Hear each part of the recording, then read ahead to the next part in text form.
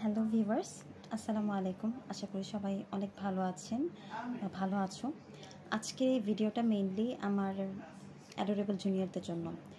আজকে দেখলাম যে ফার্স্ট ইয়ারের ফার্স্ট টার্মের রেজাল্ট দিছে, মানে ফার্স্ট ইয়ার বলতে ওল্ড ফার্স্ট ইয়ার, এখন তো ওল্ড ফার্স্ট ইয়ার হয়ে গেছে। তো ফার্স্ট টার্মের রেজাল্ট দিছে দেখলাম। তো এটা নিয়ে আসলে অনেকেরই মন খারাপ, অনেকেই আপসেট। অনেকের রেজাল্ট হচ্ছে আশানুরূপ হয় নাই, অ্যান্ড হচ্ছে অনেকে এক্সপেক্ট করছিল যে আরেকটু ভালো হবে, বাট ভালো হয় নাই। অনেকে এক্সপেক্ট করছিল যে পাস আসবে, বাট পাস আসে নাই। তো যারা এখন নাকি মানে যাদের রেজাল্টটা এক্সপেকটেশন অনুযায়ী হয় নাই, তো মেইনলি ভিডিওটা তার জন্য। যাদের হয়েছে তাদেরকে তো মেনি মেনি কংগ্রাচুলেশনস। তোমরা যারা পাস করছো বা যারা ফার্স্ট সেকেন্ড থার্ড হয়েছো তাদেরকে আসলে অনেক অনেক কংগ্রাচুলেশনস অ্যান্ড বেস্ট উইশেস। কারণ টার্মের মতো একটা এক্সামে তোমরা পাস করে ফেলছো, মানে অনেক বড় কিছু, সত্যি অনেক বড় কিছু। হ্যাঁ, আচ্ছা, এখন যারা ফার্স্ট টার্মে পাস করো নাই তারা কী করবা? আচ্ছা, ফার্স্টে একটা জিনিস বলি, তুমি এখন কিসে পড়ো? মেডিকেল লাইফে, তাই না? তো মেডিকেল লাইফে পাস আর ফেল এই জিনিসটা কিন্তু খুবই কমন। আমি দেখতেছি যে আমার জুনিয়র যারা আছে সবাই ডিপ্রেশনে পড়ে যাচ্ছে। কেন? আপু আমার এই সাবজেক্টে ফেল আসছে, আপু আমার ওই সাবজেক্টে ফেল আসছে, আপু ভাইভা ভালো হয়েছে বাট রিটেনের জন্য ফেল এসে গেছে, রিটেন ঠিক ছিল, এমসিকিউতে ফেল এসে গেছে, এমসিকিউ এর জন্য ওভারঅল ফেল। আচ্ছা, তোমাদেরকে একটা কথা বলি, মেডিকেল লাইফে দুইটা জিনিস হয়, হয় পাস না হয় ফেল। ঠিক আছে, এর বাইরে কিন্তু কেউ কিছু দেখে না, হয় পাস না হয় ফেল। তোমাকে কেউ জিজ্ঞেস করবে না তুমি কি ফার্স্ট হও ক্লাসে, জিজ্ঞেস করবে না তুমি কি সেকেন্ড হও, জিজ্ঞেস করবে না, জাস্ট জিজ্ঞেস করবে কয়দিন লাগবে ডাক্তার হইতে, কয়দিন লাগবে, কবে হবা ডাক্তার, এই জিনিসটা তোমাকে জিজ্ঞেস করবে। হ্যাঁ, আচ্ছা, এখন বাজে রাত 2টা। তো আমি এই ভিডিও বানানোর মেইন উদ্দেশ্য হচ্ছে তোমাদেরকে এই যে একটা লুপের মধ্যে তোমরা আসো, লুপটার নাম হচ্ছে ডিপ্রেশনের লুপ। হ্যাঁ, এই ডিপ্রেশনের লুপ থেকে তোমাদেরকে সরায় নেওয়া, এটার জন্য মেইনলি আসছি। আমিও তোমাদের মতো ছিলাম, সত্যি কথা। এখন আমি আমার নিজের একটা জিনিস শেয়ার করি। আমি যখন নাকি ফার্স্ট টার্মের এক্সামটা দিই, তখন আমাদের আমাদের না বলছিল মনে হয় 7 থেকে 8 দিন আগে যে আমাদের ফার্স্ট টার্ম এক্সাম হবে। তার কারণ তোমরা সবাই জানো যে আমাদের সময় কিন্তু বেশি সময় ছিল না। তো মানে টার্ম এক্সাম না, মানে একদম সাডেনলি অ্যানাউন্স করে দেয় যে টার্ম এক্সাম হবে।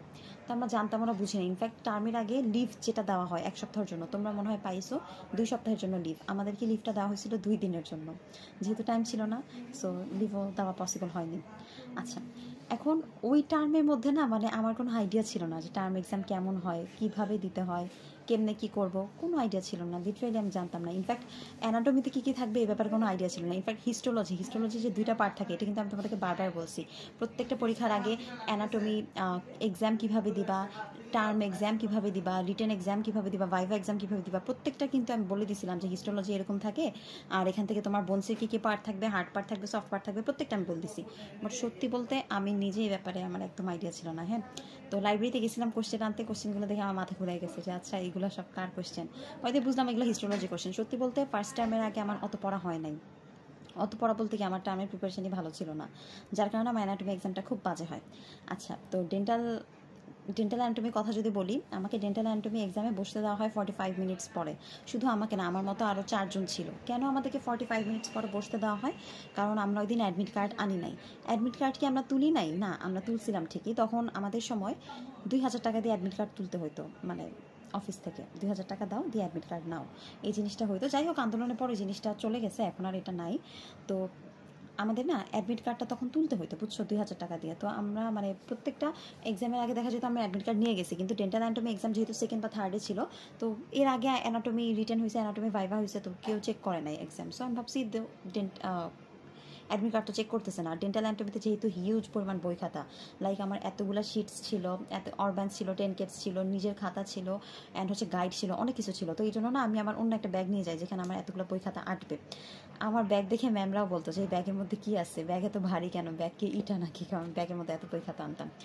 তো যাই হোক, আমি যেহেতু ব্যাগটা চেঞ্জ করি, এই কারণে ওইটার মধ্যে আমার অ্যাডমিট কার্ডটা ছিল না। তো যেহেতু আমি অ্যাডমিট কার্ড আনি নাই, এজন্য ওখানকার টিচাররা আমাকে অ্যালাউ করে নাই এক্সামে বসার জন্য। তো অফিসে গেলাম, অফিস বলছে আপনারা যান এক্সামে বসেন, আমরা দিচ্ছি। তখন টিচাররা বললো যে আগে অ্যাডমিট কার্ড লাগবে, তারপরে। তো অ্যাডমিট কার্ড আনতে আনতে 45 মিনিটস দেরি করে আমরা বসি এক্সামে। তো এই যে আমরা যারা বসে, আমার সবার কথা মনে নাই, আমার নিজের কথা মনে আছে। জাস্ট আমার মনে হয় 2 কি 3 মার্কসের জন্য ফেল আসছিল। তো এই জিনিসটা নিয়ে আমি এত বেশি কষ্টে ছিলাম বলার মতো না। যদি ওই 45 মিনিটস আমাকে দেওয়া হতো, তাহলে কিন্তু আমি ওই 2-3 মার্কস ইজিলি তুলে ফেলতে পারতাম। এটা একটা আফসোস আমার মানে অনেক ছিল, সারা জীবনই থেকে যাওয়ার মতো, যে আমাকে ওই 45 মিনিটস দেরি করে মানে যেহেতু দেরি করে বসাইছে এই জন্য রিটেন আমি ফুল অ্যান্সার করতে পারি নাই ফার্স্ট টার্মে, যার কারণে আমার ফেল আসে। আর ডেন্টাল অ্যানাটমি সাবজেক্টটা কেমন সেটা তোমরা সবাই জানো। আচ্ছা, এখন আমি আমার ফার্স্ট টার্মের অভিজ্ঞতা বলি।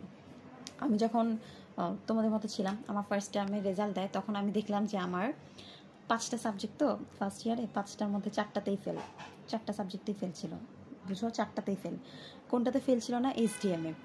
কারণ এইচডিএম হচ্ছে 1 নাম্বার আমার ফেভারিট সাবজেক্ট, 2 নাম্বার এটাতে আমার কোনো দিন সাপ্লি আসে নাই, আইটেমেও না, কার্ডেও না, টার্মেও না, কোনো দিন না, বুঝছো। মানে এই সাবজেক্টটা আমি খুব এনজয় করে পড়তাম, মানে আমার না অনেক ভালো লাগতো, মানে আমার এখন এইচডিএম অনেক ভালো লাগে, এইচডিএমের মতো সাবজেক্ট হয় না। ইন্টারে আমার বায়োলজি সবচেয়ে ভালো লাগতো, তারপরে এই এক হচ্ছে এইচডিএম, এই দুইটা।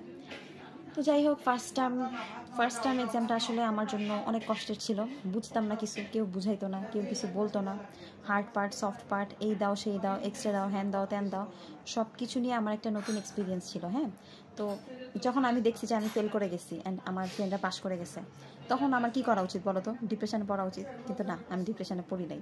আমার মনে হচ্ছে ধরু সাই মানে লাইক এক্সাম দিছি একটা কষ্ট করে, প্রত্যেকটা এক্সামের কি থাকে, রিটেন পার্ট থাকে, ভাইভা পার্ট থাকে, আবার কি থাকে, অসপি থাকে, আবার কি থাকে, প্র্যাকটিক্যাল থাকে, প্র্যাকটিক্যাল খাতা দেখাও। আচ্ছা, তোমাদের সময় তো এখন বডি দেখাইছে, আমাদের সময় বডি দেখায় নাই যদিও। তা আমার মনে হচ্ছে কী রে ভাই, এতগুলো এক্সাম দিলাম আবার ফেল আসছে। আমি না বাসায় কাউকে বলি নাই যে আমার ফার্স্ট টাইমে ফেল আসছে, একদম বলি নাই, কারণ আমার বাসায় 2জন আছে মেডিকেল পার্সন, আমার 2 বোন, তো ওরা তো জানে, ওরা যদি জানতো আমাকে মেরে ফেলতো লিটারেলি, হ্যাঁ ফেল আসছে, কারণ তারা হচ্ছে মহাজ্ঞানী মানুষ, তারা জীবনেও ফেল করে নাই, এখনও পর্যন্ত ফেল করে নাই।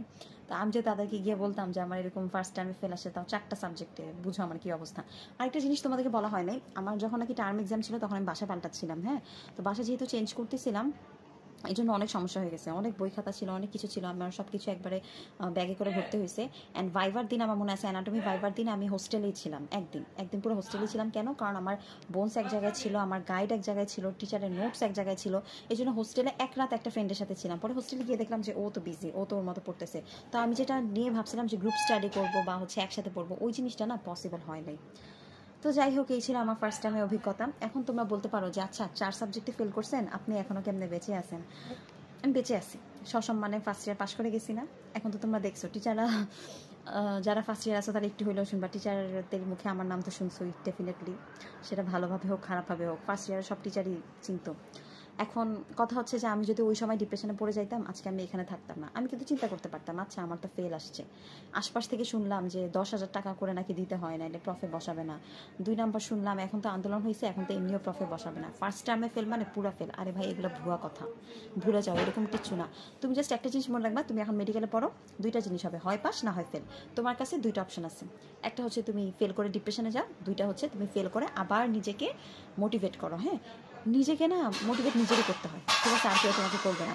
বিশ্বাস করো, আমার এখানে কখনো বলছি আমি আমার মেডিকেলে পড়ার ইচ্ছা কোনো দিন ছিল না, আমার বাপ মা আমার জোর করে এখানে পাঠিয়েছে, তাও পড়তেছি, কষ্ট করে পড়তেছি, কষ্ট মষ্ট করে হইলেও পড়তেছি। হ্যাঁ, কিন্তু আমি একটা জিনিস আর কি লাস্টের দিকে যেটা করতাম, মানে আচ্ছা আরেকটা সিক্রেট তোমাদেরকে বলি, আমাদের কলেজে সেকেন্ড টার্মের যে এক্সামটা, শুধু আমাদের কলেজ না, মোটামুটি সব কলেজে সেকেন্ড টার্মে এক্সামটা বেশি গুরুত্ব দেওয়া হয়। তো এই জন্য চেষ্টা করবো যে সেকেন্ড টার্মে যাতে তোমরা পাস করো। সেকেন্ড টার্মে আমি সসম্মানে সবগুলোতে ভালোভাবে পাস করে গেছিলাম আলহামদুলিল্লাহ। সেকেন্ড টার্মে সবগুলা সবগুলা টার্মে, যার কারণে হয়তো আল্লাহ আমাকে বাঁচাই দিচ্ছে। কিন্তু ফার্স্ট টার্মে আমার সবগুলোতে ফেল ছিল। তো তখন যদি আমি ডিপ্রেশনে পড়তাম, আজকে আমার এখানে আর দেখতাম না, আমাকে দেখতে এক কোনায় বসে আছি, মরতেছি, কাঁদতেছি, তাই না? তো যাই হোক, তোমাদেরকে আমি এটাই বলবো আপুরা, যে ডিপ্রেশনে পড়ার কোনো কারণ নেই। ফেল খুবই কমন। যারা ফেল করছো, একটা কার্ডে, 2টা কার্ডে, বা ধরো 4টা কার্ডেই ফেল আছে, বা ধরো ফার্স্ট টাইম সবগুলোতেই ফেল আছে, তাদের কোনো দরকার নেই ডিপ্রেশনে যাওয়ার, কিচ্ছু দরকার নেই, ঠিক আছে? তোমার জাস্ট নিজেদেরকে মোটিভেট করো, নিজেরা পড়তে থাকো, ইনশাল্লাহ দেখবা ভালো কিছু হচ্ছে, ঠিক আছে? একটা জিনিস মনে রাখবো, মেডিকেলে যেহেতু আসছো, পড়েই পাস করতে হবে, এই জন্য চেষ্টা করবা পড়তে। এই যে এখন দেখো রাত বাজে 2টা, আমি একটু আগে বাসায় আসছি, মানে স্টুডেন্টদের পরীক্ষা, তো সবার পরীক্ষা কালকে থেকে শুরু, তো ওদেরকে পড়াটার আমি মাত্র বাসায় আসি, যে এখন নিজের লেকচার নিয়ে বসবো, লেকচার তুলাও নাই, সব পড়তে হবে। তো মেডিকেল লাইফটা আসলে এমনই, তোমার নিজে পড়া, তোমাকেই একাই নিয়ে যাইতে হবে, তোমাকে কেউ হেল্প করবে না। হ্যাঁ, ব্যাচমেটরা হয়তো তোমাকে সাম্প্রতিক মানে টেম্পোরারি হেল্প করতে পারে, কিন্তু তোমার নিজের হেল্প নিজেকেই করতে হবে। সো আপুরা প্লিজ কেউ ডিপ্রেশনে পড়বা না, আর আমি তো আসি, যে কোনো কিছু লাগলে জাস্ট আমাকে নক দিবা। ঠিক আছে, নক দিবা বা হচ্ছে পেজেও কমেন্ট করতে পারো। তো কেউ কোনো ডিপ্রেশনে যাবে না, ঠিক আছে? এখন জাস্ট সবাই সবার মতো পড়তে থাকো। ফার্স্ট টাইমে যা হয়েছে, সেকেন্ড টাইমে চেষ্টা করো ভালো করে পড়ার। সবাই ভালো থেকো, আমার জন্য দোয়া করো। আল্লাহ হাফিজ।